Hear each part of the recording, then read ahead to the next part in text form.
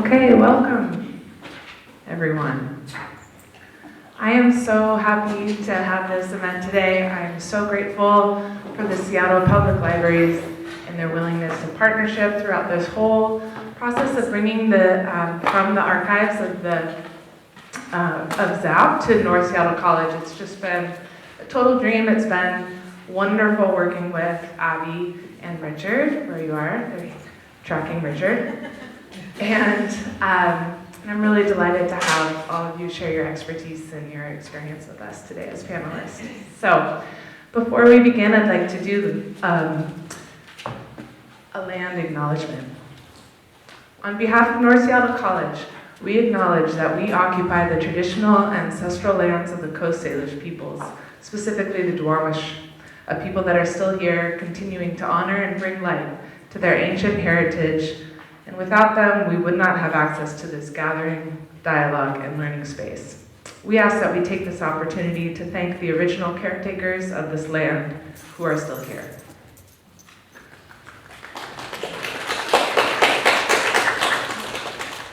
Okay, thank you. I'm catching my breath from all the handing out of files. It is my absolute pleasure to introduce our moderator today, Abby Bass. Abby Bass has been reading and making zines since she was 13 years old. From 2003 to 2005, she was the librarian and co-coordinator of the Zine Archive and Publishing Project at the Richard Hugo House, where she instituted a new category-based organizational system and began cataloging efforts. She is currently a librarian in the Arts, Recreation, and Literature Department at the Central Branch of the Seattle Public Library and is thrilled to be working with the ZAP Zine collection again. So you can go, thanks to the work of Abby and Richard and many others on their team at the Central Library, you can go visit more of the collection. What you see at North Seattle College is just the very, very, very tip of a large iceberg. So please do use that resource. Abby and Richard and the team have been working so hard to make it accessible and to bring it to the public eyes again. So we thank you, Abby, for all of your work. And for all of your work in bringing the selection here. And thank you for moderating the panel. We appreciate your time. Okay, I'll let you get started. Okay, thank you all for coming today. And you should all have a sheet that's got more information about all of our panelists and their backgrounds. I'm going to try not to talk that much because I really want to give the space to them to introduce their work. But I will just let you know from my far right to left who the panelists are. That's Todd Spolicey. This is Elijah Gerard, E.T. Russian, and Millie Bat Chestnut. And without further ado, I'm going to say, let's start with Otts. You can do it from there if you want. Oh, you can do this. Or you can stand. Good morning, everybody. I turned it off on you.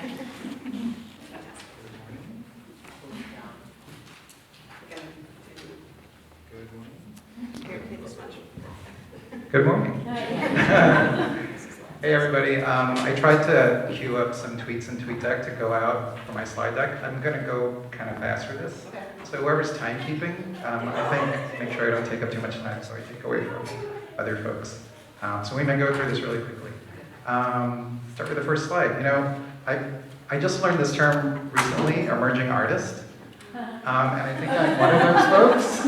And this is a tweet from Steph C.D. that I saw. I'm like, where are we emerging from? I guess if I'm one of these skeletons, I'm the one in the back. I should say that I'm an immigrant.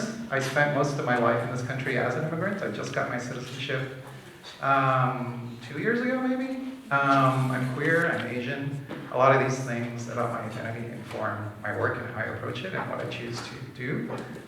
Let's go to the next slide. I also, my work is in communications.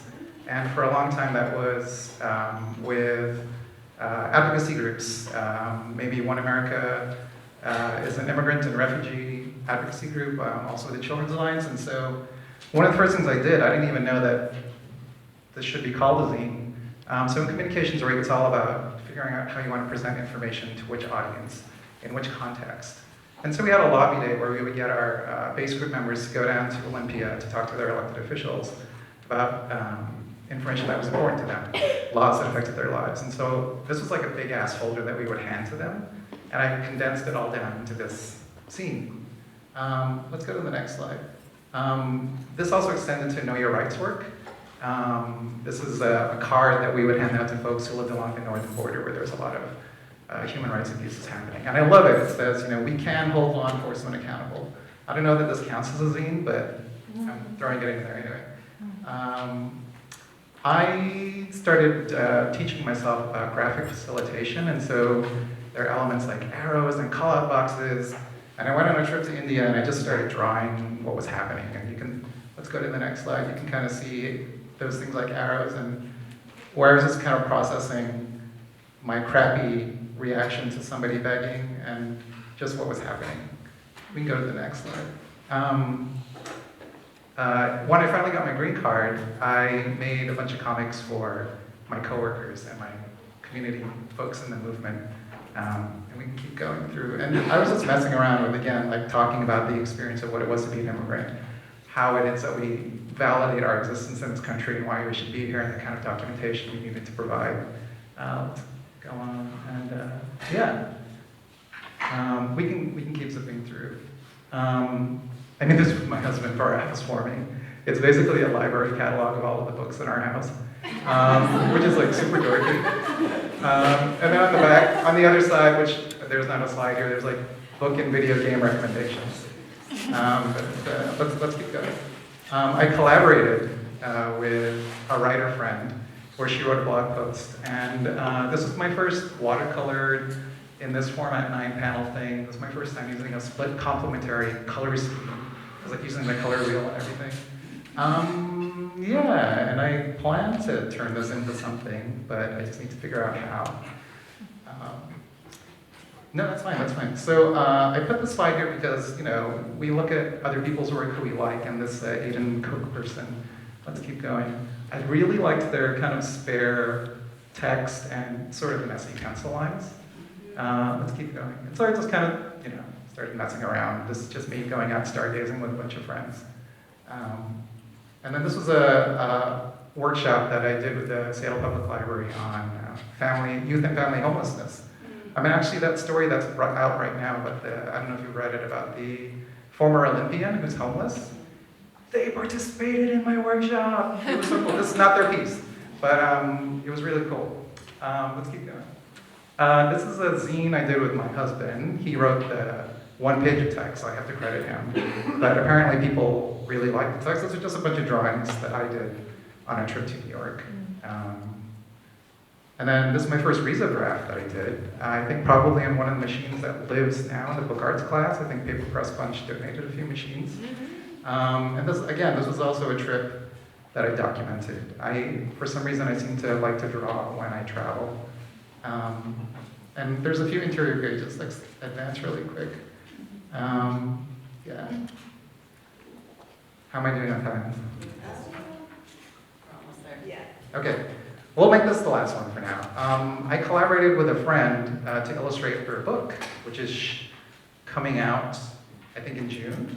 And I decided to make a mini zine inspired by a student in Kelta's class because they did this cool honeycomb thing, and I borrowed the idea because this portion of the afterword that I excerpted is about connection and it's about community, and so we're talking about imagery of bees and hives, and it kind of opens up in this really cool way. So I'll leave it there for now.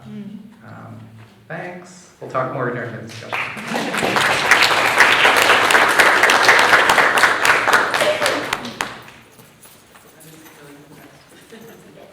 Hi, everyone. Yeah, you can sit still. Hi. Most of the work that I do is personal writing, specifically about surviving childhood abuse and spirituality and things like that.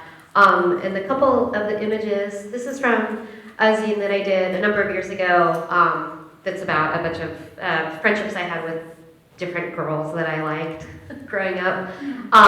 And this zine, I was able to printed in color, which was like pretty exciting. Most zines are black and white. And then later I arranged my first 6 issues into a book, a perfect bound book, and I have a small publishing company that puts out other zine anthologies as well. That's kind of a big part of what I do. Next slide. And this is just another image from one of my earlier zines. I'm really into doing collage work. Lots of, I use Cinderella a lot. She's kind of my like patron saint. And then just, yeah, anyway. And then this is from one of my newer zines that's about reconnecting with my Jewish heritage and beginning to practice Judaism in my like day-to-day life, which is kind of fun and very.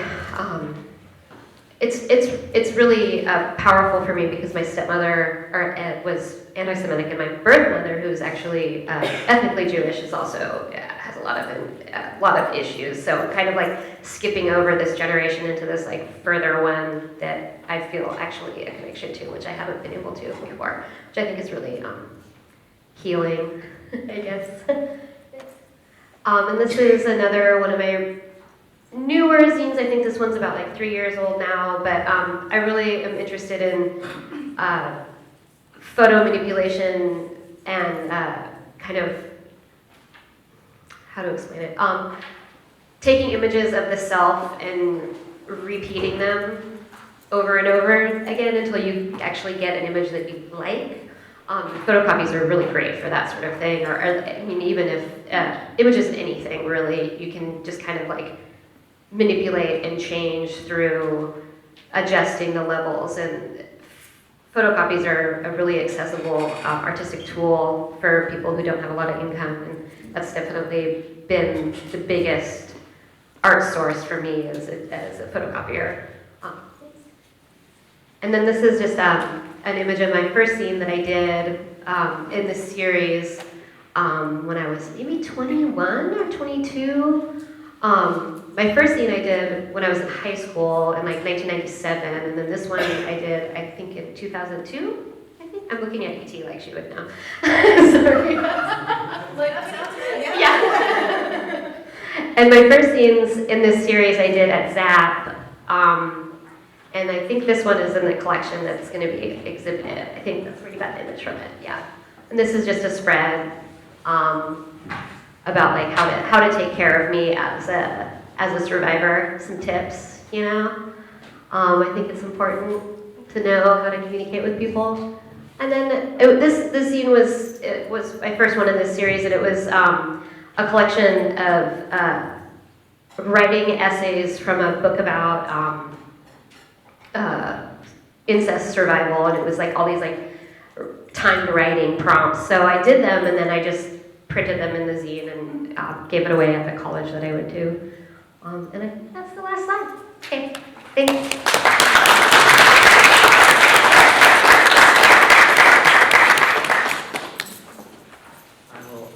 Is this on? Yeah. Good. I will absolutely do this sitting down. All right. So, yeah, Okay, that's keep you. going. So, I went very literally. I used to be a teacher. I went very literally through the suggested questions, put together a slide for each one. So we were asked, you know, how did you start making zines? For me, very recently, I've always loved comics. I've drawn and photocopied a lot of comics in my work as a teacher, working overseas with no curriculum, and having to kind of develop my own on the fly. But I always had the idea, like, in order to be a comics artist, you have to like have some sort of a platform, either get a website set up and put your things out on the internet, or if you want your things to live in the physical world, basically sell it to someone who will publish it for you. So book arts, I took book arts not when it was not an integrated studies class last year here with Kelda, and that was my first sort of light bulb moment of realizing that if you want to tell a story, if you want to publish a comic, you can do it on a photocopier. You don't need to wait and get some sort of institutional approval. You don't have to be good enough. There's not like a bar or a threshold that you have to cross, which seems obvious when it's sort of said like that, but it wasn't obvious to me until it was. So a lot of the zines that I have made to date are either little vignettes, like personal stories, things that happened to me in these moments of my life when it was just me living out of a suitcase, sort of hopping from country to country and reinventing myself every year and meeting an entirely new set of people. And so, like, by making zines, I'm able to sort of go back and like capture those moments and sort of like preserve and share something intangible that otherwise would sort of be lost to time, which is a big theme, I think, in a lot of other areas of art for me. And then the rest are really overwrought jokes about gaming and D&D and queer culture.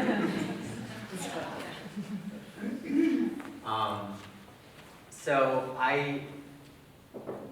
everything except my stickers, I make like myself in-house.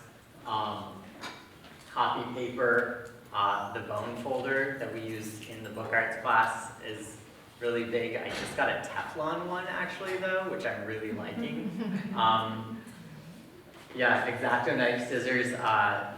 When I sold out the first run of D&D zines, I invested in my own long arm stapler so that I could do that in the house, because a normal stapler doesn't quite fit to the middle of an 8.5 piece of paper. Let's see, I have used like Illustrator and a little bit of Photoshop, but that's not necessary, like that's a perk, but I could do it without that. I like it for layout. I like being able to, in one of the other hats I wear on this campus was as an editor for Licton Springs Review, and I was the layout editor for last year, so I care a lot about like font and typography and where everything, like where all the letters are on the page and whether it's serif or sans serif and that kind of thing. So I like drawing physically on paper by hand, and then sometimes going in like digitally doing all of the text, or like made a font out of my own handwriting because I didn't like the way that my actual handwriting looked, and like erasing everything in Photoshop and retyping it. Let's see. Double-sided tape is a big one. I go back and forth between like the physical and the digital. Like do the layout physically, then do it digitally, then print everything, like type everything, print it up, use the double-sided tape to stick it all down where I want to go, scan it again. So maybe not the most efficient process, but it's what works for me. And then the copy machine. I do most of my photocopying at Kinko's, and I just started playing around with the risograph that we have here on campus, and I've really been enjoying that.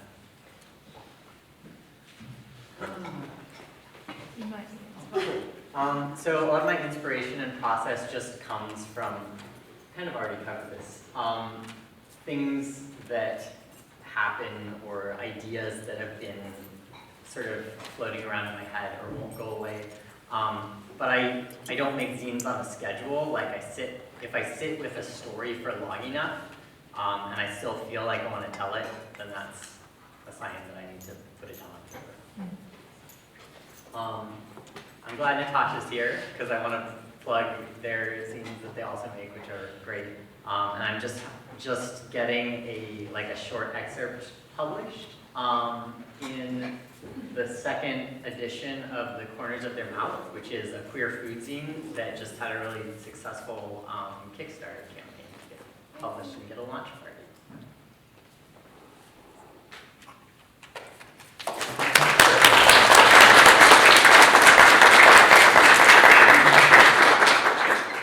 Hi, my name is E.T. Russian. So I guess we'll go to the next slide. So I started making zines basically around the time that Smells Like Teen Spirit came out by Nirvana. So it's been a really long time. And like y'all have to understand that, this was, people didn't own computers then. There was no internet barely. I'm only 41, okay? And there was no social media.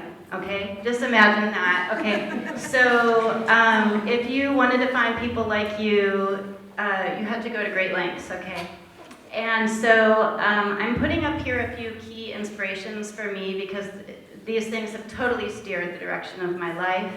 I'm a gender non-binary artist. I've lived in the Pacific Northwest my whole life, and I'm going to go into it. But I write a lot about disability. I have artificial legs and I use a wheelchair part-time and crutches, and I have PTSD, and I'm also a healthcare provider and queer and all these things. So this is like all of what I write about. But even before I knew all that stuff about myself, I was reading these things. So there was a zine called Holy Tit Clamps, and his name was Larry Bob, right? Yeah, and he was this long-haired fag in the Bay Area, and he did this thing called Queer Zine Explosions. It was like a catalog, and you could get it or order it and like read through the pages. Remember the phone book? Okay, it was like that, but for queer zines, okay? And that was a lifeline, okay? So we have to like remember that like there was life before what we Instagram, Okay, so let's go to the next slide. So I love what people are saying about, so I think zines then and now are a really vital source of alternative media. I mean, after the last election, I was like, dear God, I need real media. I need real sources. And like NPR just doesn't give you what you need. Like, we need more than what's on Facebook and NPR. So now I'm listening to podcasts, I'm reading zines. A lot of what you want is not in the New York Times, the Seattle Times, or on NPR. You have to go to other sources. And some of the best places you're gonna get information about, other people's lives and existence and things that we really need to know about because it's important for survival is any form of alternative media. And so zines to me continue to be a vital part of that even though we're in this digital age. Comet Bus was then and still is now one of my favorite zines. It's just this like white guy who's telling stories about being punk, but now that he is older, he's like 50, Aaron's like doing a lot more interviews about like people who live on the land or like people who work in independent bookstores and like things like that I think are interesting. And he is one of the first people where I learned about this like idea of this was like before Photoshop. Okay, so you also have to imagine that this is like before Photoshop, okay? And he would like take a photograph like this one and he would shrink it down on the copy machine because you can play with like shrinking and expanding. And then he would take that shrunken image, print it, then he would run that through the copier but then expand it again. And then he would run that through the copier and then shrink it again, and he would do that over and over to get these like effects. And so he was like, so I think he's shown in visual art shows and like galleries and stuff what he's done with the way you use just like a Xerox machine to manipulate an image. I think it's really fascinating, and that's like, you can do that without owning a computer, or if you didn't have money for any programs, that could cost you maybe $1 to make that image, like the cost of 10 copies, so I think that's really interesting. This is my favorite zine of all time. Fat Girl Magazine, a zine for fat dykes and the people who want them. And this is just a really body positive zine that had like political essays and interviews and porn and photography and and it also, there were a lot of issues connecting like fatness, gender, race, and class, and just really cool conversations around all that, and disability. And so it was one of the best zines ever read. And then Bamboo Girl was also, so this author is Filipina, and she's punk and queer, and I think now she's an acupuncturist, and continuing to do really cool community-based stuff, but in her zine, she was exploring like sexuality and punk and her identity around being Filipina. And it was really like in your face. And there were not a lot of books being published like this. There still are not a lot of books being published like this. And Bamboo Girl was a really cool zine to me. And so I had been reading all these things. So then later, I guess we'll skip to the next slide. When I was 18, I was in this really life-changing situation where I was in this very traumatic accident and had to learn how to walk again, and I was using a wheelchair. And to this day, you know, disability is not something, disability and chronic illness, people don't talk about that a lot in our society still. It's really an issue in a life experience and a cultural experience a lot of people still aren't really looking at or considering. And at the time, there was basically no books that you could find on that unless they were like a medical book about, you know, being bipolar or being depressed. Like, it was really like almost no forms of cultural media. And so I was just this teenager, and I was like, well, I read Bamboo Girl, and I read, you know, these other zines, so like I can do it. And then later, like people were like, your zine was the only thing I had about disability. And people in like their 40s and 50s, and I was like this teenager, and I felt like, I don't even know what I'm writing about. I'm just writing about this and making comics about this experience. But like, because that was like almost the only form of media, like, I don't mean to be weird, but my zines I did as a teenager were like these seminal zines, and it's very humbling, because it's like, it shouldn't have even been that way. Like, I should have had more mentors. There should have been, people in publishing should have been giving a damn. Like, you know, they should have been publishing better way before that, but you know, and this is still a current issue. It's not like that's just in the 90s. It's an issue now. So anyway, these are my zines that I did. And you know, I was trying to figure out audience, like, am I speaking to other people with disabilities? I really didn't barely know any, you know? So it's a lot of me, for myself, just being like this, what I would call a baby crip. Like, I was new, and I was experiencing things on this very early developmental level of like the beginning stages. So I'm just like drawing comics about my legs and how they work, you know? And we can move on. Yeah, and what it's like to like be in pain and like crawl in my house, which I still crawl every day. I take off my legs at night, go to bed, wake up in the morning. I walk on my knees and I crawl to the shower. I take a shower, dry off, go back, then I put my legs on when I put my pants on and I get dressed and everything. So it's like people experiencing me as this walking person, and that's probably because it's like the easiest thing for them to mentally process, right? Like, it's, you know, of course it's very easy for you to think of me in the most simple way, but actually, you know, most people are more complex than what you just see when they're walking around a college campus. And so this was trying to get into that like inner landscape and those intimate moments. I guess we'll keep moving. And then I was like, you know, I'm not seeing any images of any of this represented. And so I got into what I still do now, which I call propaganda art, which is like making the images that I want to see in the world. So this was before memes. So I guess these were like early memes. Okay, so fake is fabulous, fake is beautiful. And then at one point, my zines and all of this was collected into a book that was published, and you can get it online and in bookstores and at the library.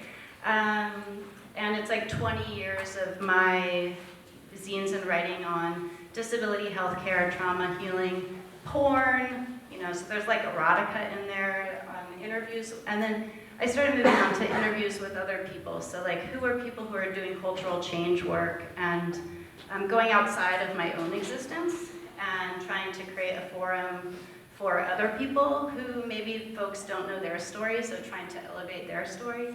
And I'm not sure if I have anything more after this. Oh, this is like the propaganda art I'm doing now. I'll keep going. Oh yeah, like, so Eric and Yulia have a dance company in Portland, Wobbly Dance, and they're dancer choreographers in power wheelchairs.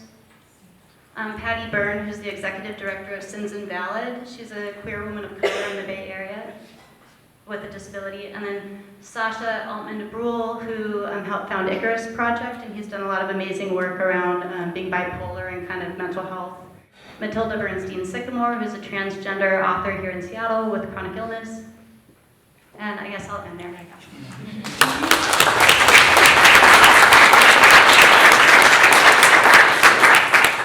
Thank you all so much for sharing your work with us. I'm just going to jump right into a few of the questions. And Elijah did cover a lot of them in their slides, which is great. But just to give you a preview, the first question that we had for the panel was, how did you start making zines, and what about them was perfect for your message or for you? And don't be shy, feel free to pass that mic around.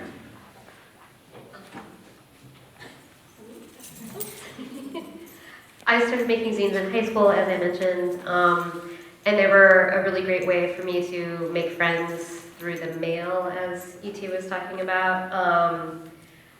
My first zine was just like a fanzine about like girl bands, like riot girl bands, and then later I started making my more personal zine than my dress. And I didn't have access to a lot of money, and I didn't have access to that many personal stories about the types of things I was experiencing, and I really wanted more of that.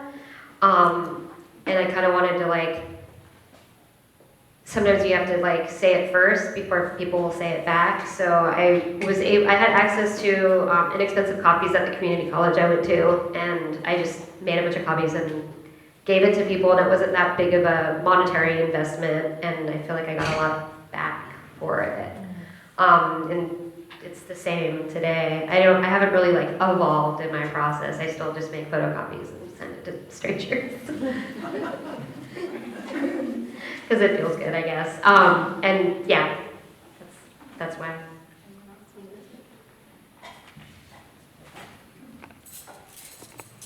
I kind of covered this a little bit. So it was mainly about my personal immigration story, but always reflected along lines of gender and race, as well as my sexuality.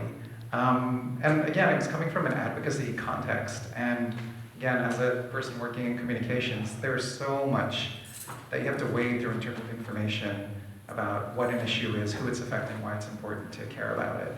And I just wanted to present that information in a way that wasn't just another big article.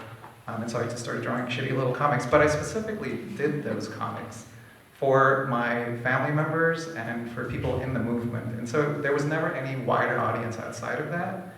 And to me, it legitimized the form to them because they probably had never seen something like that, a zine, or they just didn't know what to do with it, but it always made them happy. And I think along that kind of vector of sort of like personal stories, that I felt I could sort of create change in this small circle that I was sort of distributing to, then that was enough for me. That's how I got started.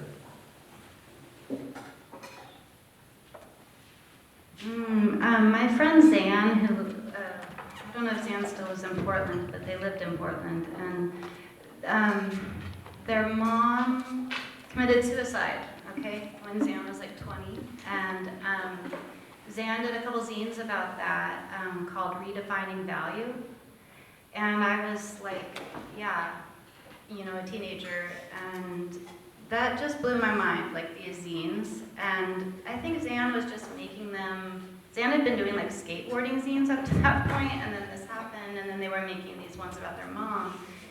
And I learned a lot from that because I was like, you know, yeah, like what you're saying, you make something, you give it to your friends. It's like that idea that you just feel, yeah, even if only 20 people read this, it's a way of sharing about something. And I got a lot out of reading their zines, Redefining Value. They were not widely distributed, they're not like famous, but they were really profound for me.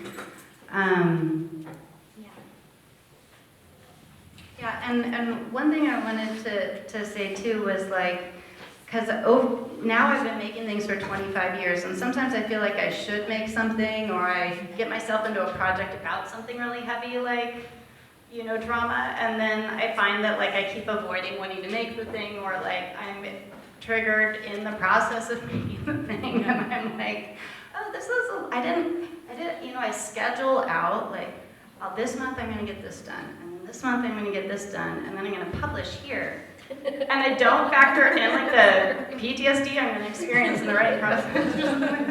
And so now I'm like, and it's really real, and I have to remind myself every time. And so now I'm like, it's nice to just do some fun projects that are lighthearted. And so sometimes I think my motivation is like joy. So like I just made this pin. I have a new comic coming out. I'm doing more like wordless projects these days because I'm processing things more in other sensory levels than just words.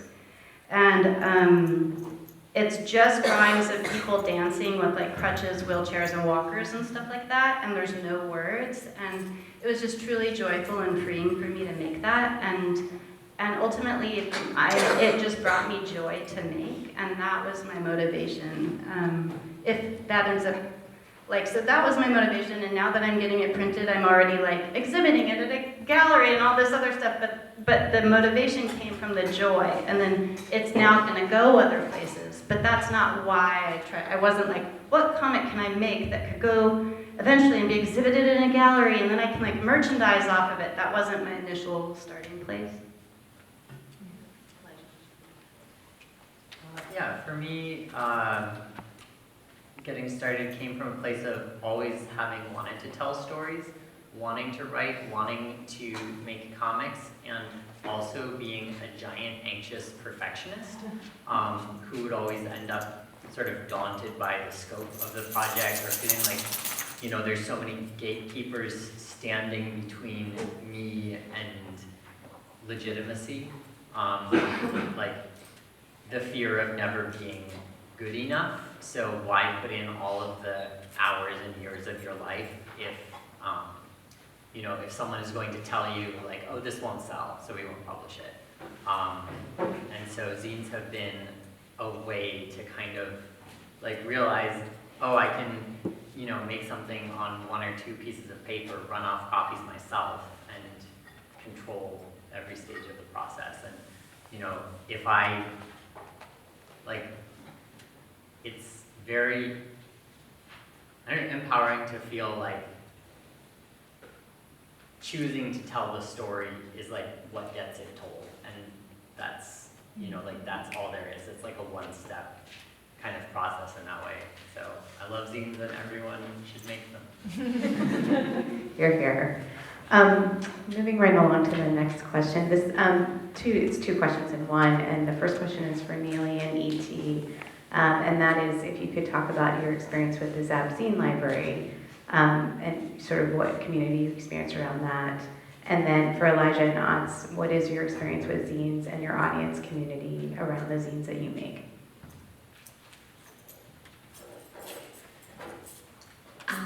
I first went to Zap when I was in college, and it was the most wonderful place I'd ever been in my entire life.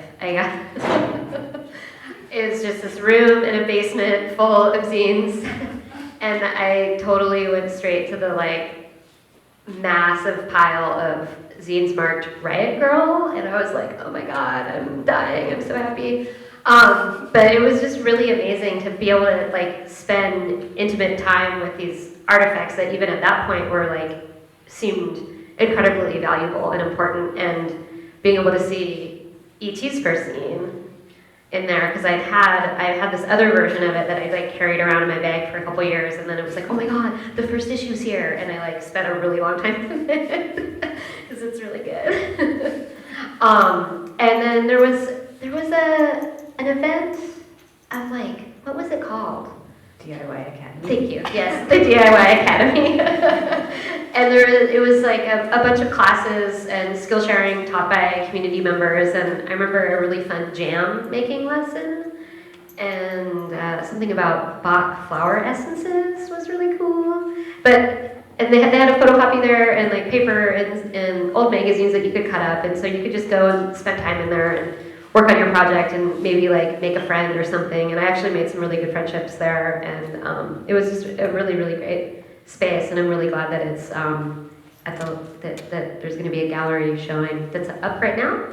Yes. Yeah. So you guys can go look at cool stuff. I don't know. I think it's just great. That's what I got. Yeah. I remember. Zine libraries popping up around the country, and they would be asking people, send your zines to our library for our archive. and that kind of thing. And so it's like ones you made or like ones that you had of your friends and you'd already read them and you wanted to pass it on, that kind of thing, so other people could read it. You could mail them in the mail and donate it. And then they started one in Seattle. And I still think the concept of zine libraries are really cool because it's self-published media. So I just still think that will always be powerful, even though we have Facebook and WordPress and all of that. I still think, you know, some people are just going to read printed matter, you know. And there's something different about the quality of printed matter versus like blog posts, even though obviously they're cousins, you know. But yeah, I took a knitting class at that. Yeah, and I was really bad at knitting.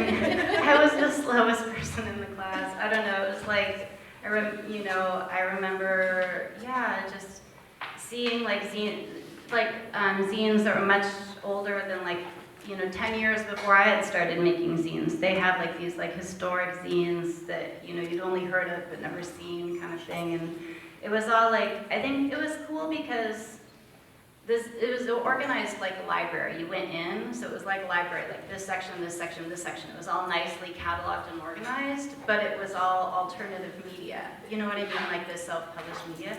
And so it was cool because it felt like it was giving that media a level of importance that you would give books on a shelf, right? It was like holding them in that same level of importance because as much care had been given to that as like what you would give to the books and how you organize them in the library. So I think it was just really nice, and this Zine Archive project also put on readings. So I remember being in like zine readings where people would read their work out loud. So I think making it performative, which I always like because it brings it in. Instead of just reading alone, you could like go to a performance and see people read, and sometimes it was interactive and stuff like that. And so it was like a literary forum, which is always valuable and super special. Sorry, what was the very... Your question was, what is your experience with zines and your audience community around the zines you make? So the first community that I was making zines in was Kelda's book arts class here at North. And it was a revelation completely to find out that this sort of slapdash feeling art form that I deliriously loved had this long, rich history, and that there were communities of people doing this same thing, and that's still not something that I know very much about or am very involved in. I feel like I've only scratched the surface, and I want to do more and meet more people. LM and Robin, who do the Corners of Their Mouth, the queer food scene, happened to be friends of my partner, and they met through the circle of people who had taught in Japan, and so through them, they were the ones who recommended that who asked me to contribute something for their anthology, who recommended that I, follow a certain page on Facebook or connect with this particular person. So now, I feel like I'm starting to dip my toe into the waters. I'll be, Natasha and I will be at Spring for Zines on the 27th. I'm sort of starting to get more involved, but right now my zines are on sale at Phoenix Comics and at Push Pull, and I showed up with my D&D zine, which has kind of a set niche audience that is by far, I guess, like the most commercial, like the most marketable. And then when, I was there shaking and sweating, and I was like, would you please maybe take a look at this? And when they said yes to that, I was like, oh, also, by the way, I have these about my own life and experience, these sort of little niche things that I was able to kind of add in on the side. So I don't know, I'm not the person sitting behind the desk, so I don't see who comes to buy those. The D&D ones, I have an idea. But it's always exciting to go back and find out that they've sold, and it's like, wow, someone cared about that. And it wasn't even me sitting behind the table, like really pushing it. That, like, someone picked it up and saw something in it. So I think I mentioned earlier that I primarily make stuff for friends and family, and sometimes strangers who I just hand it to, and some of them are kind of weirded out. They think I want something in return, but I mean, the great thing about zines is that oftentimes it's just a little sheet of paper, and so even if they toss it right in front of me, which hasn't happened yet, I'm okay with it, right? I don't feel a lot of investment in it because I can sort of let it go, and it just makes me happy to have something to give to somebody. However, people have started looking forward to getting things from me now, which is great, but I think I've trained them to not pay me. And this is actually something I'm trying to figure out. This is the whole emerging artist thing, right? I'm the skeleton in the bag. I don't know, how do I get paid for this stuff? I mean, I remember reading a comics critic saying, the mini press and the comics community and the zine community, it's like passing the same $20 around the room. Like, it just goes from me to ET, like we're buying each other's work, so I'm thinking, okay, well, how do I make money from this? So that's just, I would love to hear any of your ideas. Yeah. So I'm actually, I think, going to open this up to questions from the audience because we only have about 10 minutes left. But I just want to thank you all for your great answers to all those questions and for your presentations. And should we just pass this mic out to the audience, or do we want to just repeat? Yeah. So are there any questions out there?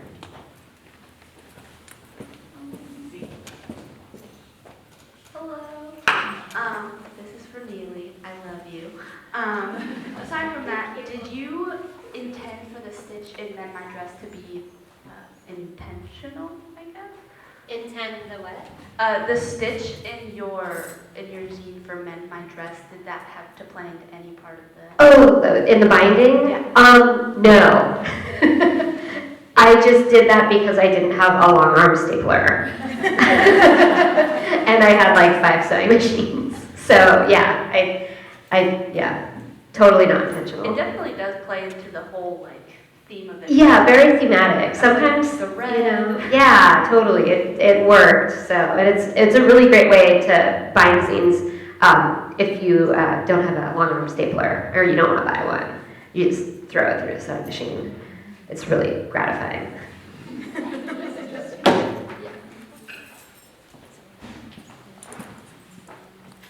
Any other questions? I mean, we came up in class with about 25 questions, so let's hear them.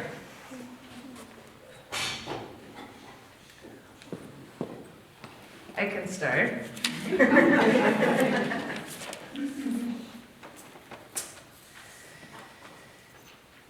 Yes, so distribution. How do you get your zine out there? I table at zine events that happen around town, like you mentioned the Spring for Zines. There's also Portland Zine Symposium happens and Olympia Zine Fair, I think it's called. I also have a website where I distribute my work and then other people's work as well. Not as much as I used to, trying to downsize it, but lots of people sell their zines on Etsy. It's, if you have the time to be part of the quote-unquote Etsy community. I think people have a lot of success with that. You can have your own website, or my website is through Big Cartel. It's pretty inexpensive. Also, just giving them to people on the street. Left Bank Books in the Pike Place Market sells zines also. So they have a consignment program, so you can just bring them in and they'll take them most likely. And then trading them with your internet friends. I'm sure you all have them, probably. Those are the most common ways.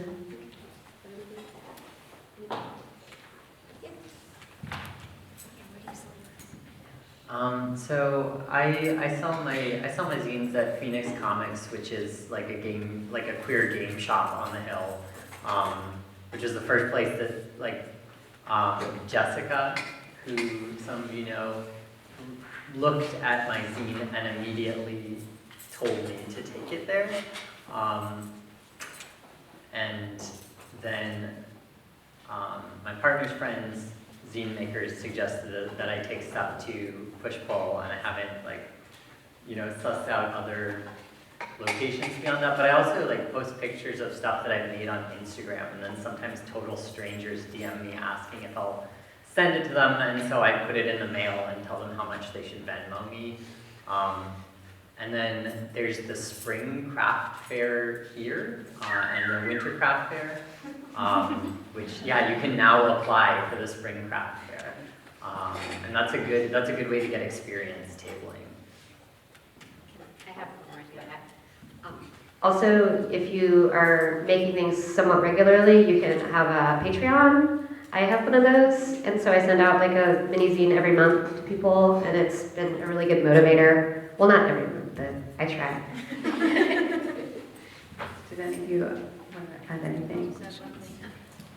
Otz and I are both on the board of Short Run Comics and Arts Festival, so that's a big small press festival at the Seattle Center in November. And that's like zines and comics and short presses of books. It's totally awesome.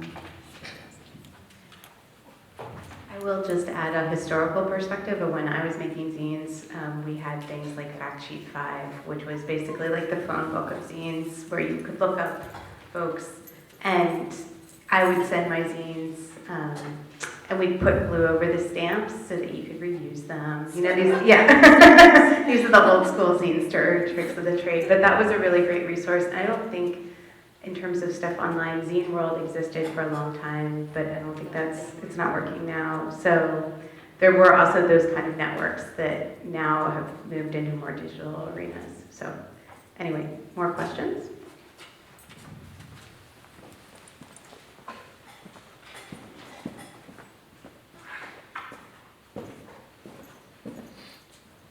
I was wondering, for your style, like how important is it to develop your own style? Because I saw like some of you were talking about kind of seeing other styles that you liked and trying out with that. So do you ever feel like you have a style that you were stuck in, that you like to be stuck in, or how does that? I don't know. I think I made some zines that were bad, when I was like 13 to like, I don't know, 18, and I would give them to people and I like didn't really get feedback, meaning they thought they were bad. And I think it was when I started making things where I could tell, you can tell when people like something you're making and when they don't. And I also think it's really important to make things that you like, but it was interesting to see that process. I think that's complicated, but I don't know, I was just making what came to me.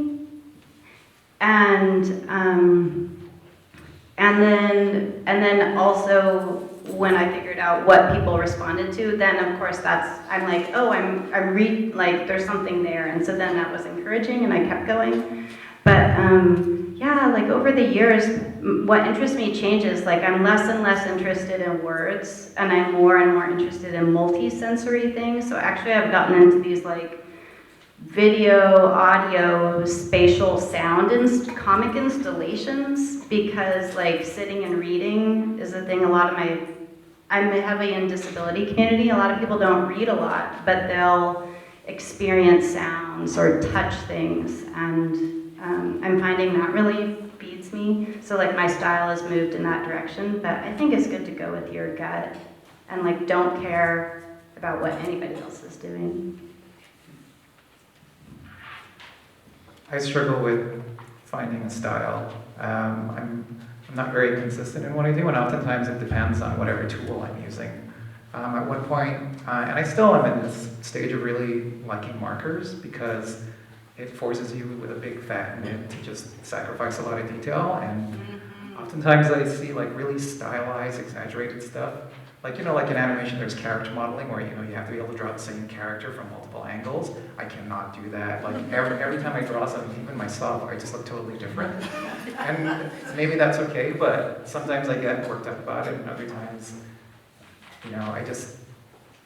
when I'm able to, I let it go, and I just sort of do something. So, I'm sorry, I have no answer for that. Yeah, for me, I sort of think of it project by project, like the aesthetic that best fits whatever I'm doing at the moment. The D&D zines are sort of an outlier because they're like a very clear, obvious imitation of sort of like the style of game manuals and source books. The ones that I, like the personal stories that I tell are more illustrative, more kind of like closely tied in with comics.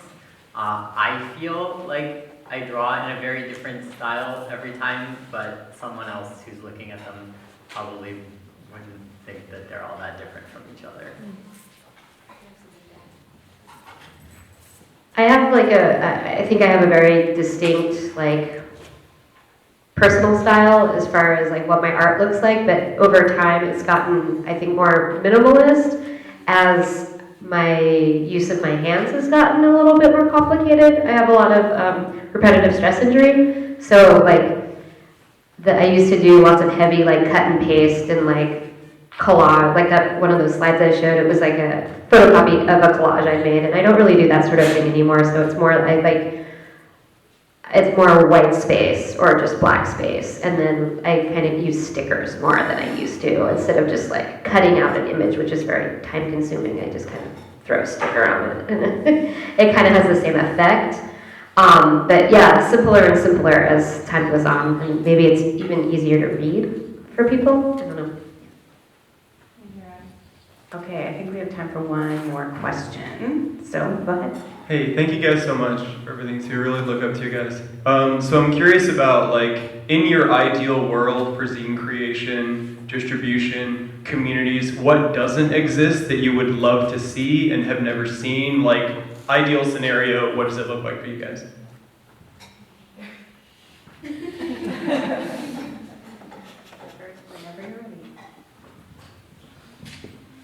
I think just more support for writers and artists whose voices we're not hearing, so like Indigenous artists and artists of color and stuff like that. There is a distro we forgot to mention, Brown Recluse distro. They distribute zines by writers of color.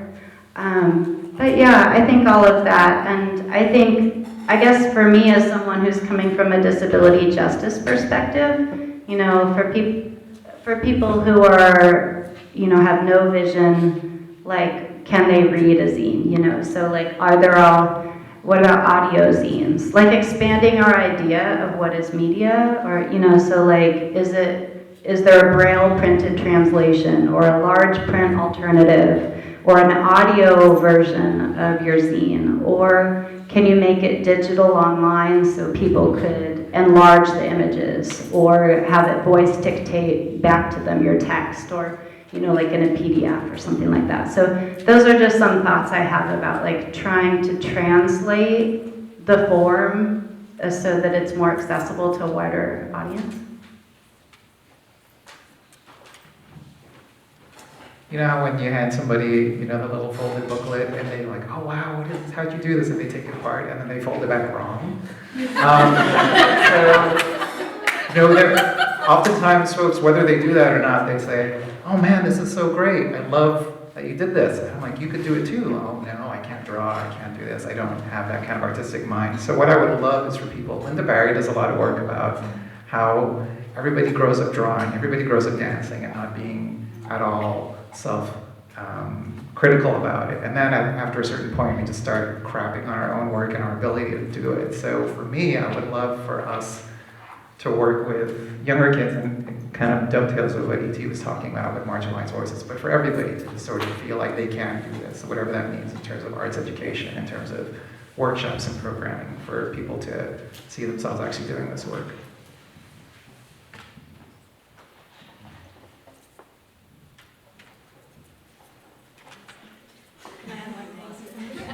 I think one thing for me, just as a librarian and someone who's worked with the Zine collection, I would like to see, and it is definitely happening more, but I think us preserving and valuing zines and self-published creations in the same way that we value things that are published by mainstream media, and that, you know, it's really exciting to me that the library is actually devoting the resources to catalog all of these books, all these zines, in the same way that we catalog books and other materials. And I would love to see more places do that. Along with that, and sort of what E.T. was saying, I think it would be really great if and you as well. Educators took people like us a little bit more seriously and brought us into the classroom and gave us opportunities to teach our skills and our experiences. 'Cause I've done that a few times, and I did teach a class with Annie up there, and it was just so incredible to see young high schoolers or middle schoolers be really inspired by independent art and the ability to share their stories in a way that was really meaningful for them, without acceptance from larger publishing companies telling them whatever, just giving people more opportunity to use their voices. And I would love to have more audio zines, because reading is also kind of a challenge for me sometimes. And I've been working on getting some of the books I published in audio versions, and I would love to see more of that. So, yeah.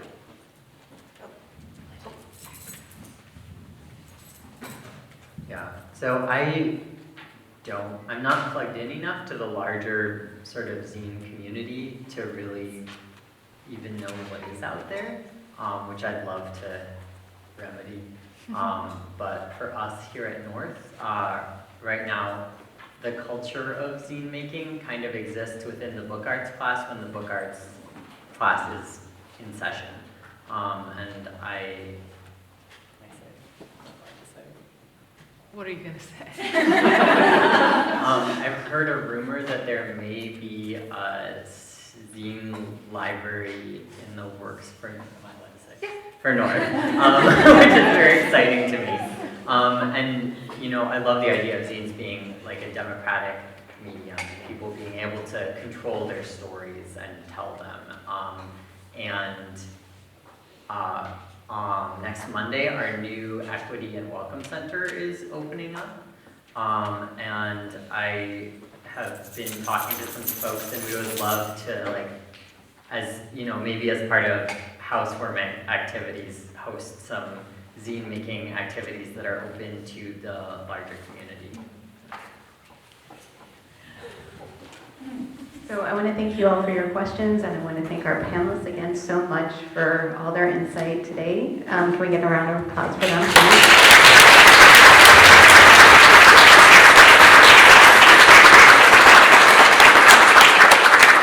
And I think a few of us are sticking around, and we're going to head over to the gallery. So for those of you who haven't seen the exhibit yet, we'll be there to answer more questions. But I think everybody has some kind of social media contact on that sheet. So if you have other questions or want to follow up with anybody, please feel free to reach out.